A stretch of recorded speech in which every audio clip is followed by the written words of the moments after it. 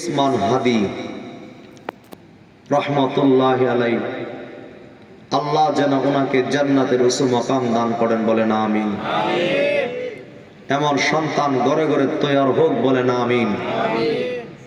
দেশ ও জাতির জন্য অনেক কিছু করেছে, আল্লাহ যেন ওনার কবরটাকে জান্নাতের বাগিচা বানায় দেন, বলেন আমিন।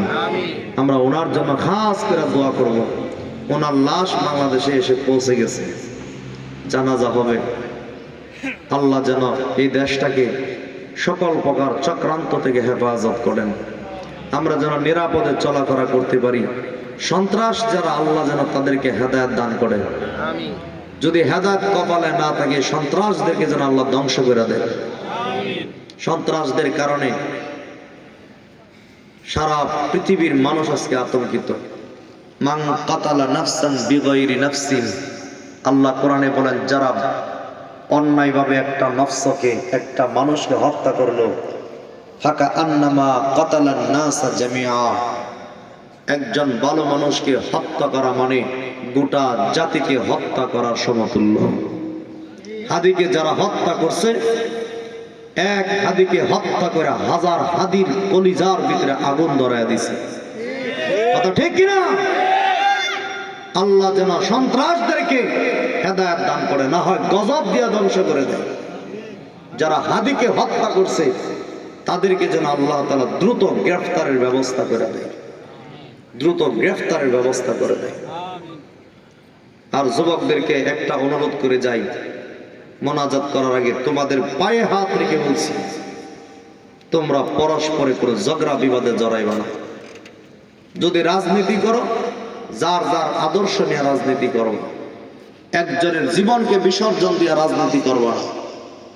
কোনোদিন খেলাধুলা নিয়ে ঝগড়া বিবাদ করে মারামারি করবা না। সবসময় যদি রাগ উঠে মুখে একটা গালি দিয়া লাইবা, তারপর হাতের মধ্যে কোনো অস্ত্র নিবা না। পারবা তো যুবকরা ইনশাআল্লাহ? হ্যাঁ যুবকরা হাত তুলো, পারবা তো ইনশাআল্লাহ? তোমরা এই দেশের ভবিষ্যৎ।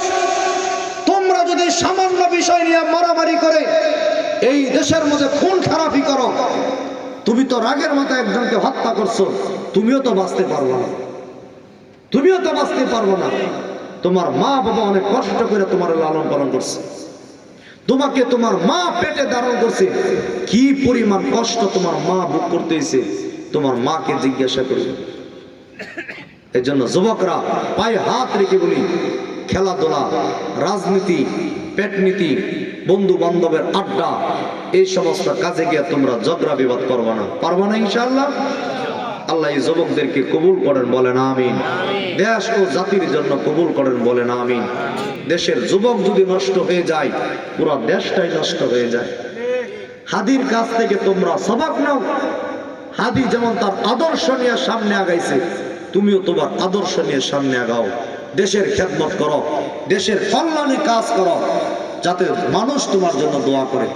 আজকে হাদি একটা গরিব ফ্যামিলির লোক থেকে আসছে, তার জন্য সারা বিশ্ব দোয়া করতেছে। এমন সন্তান হয়ে যাও যে সারা বিশ্ব তোমার জন্য দোয়া করে।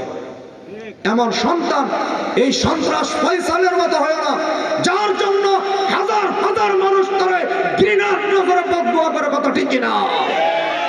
এমন সন্তান হয় না, হাদির মতো সন্তান হও, যাতে দেশের মানুষ তোমার জন্য দোয়া করে। আল্লাহ কবুল করেন, বলেন আমিন।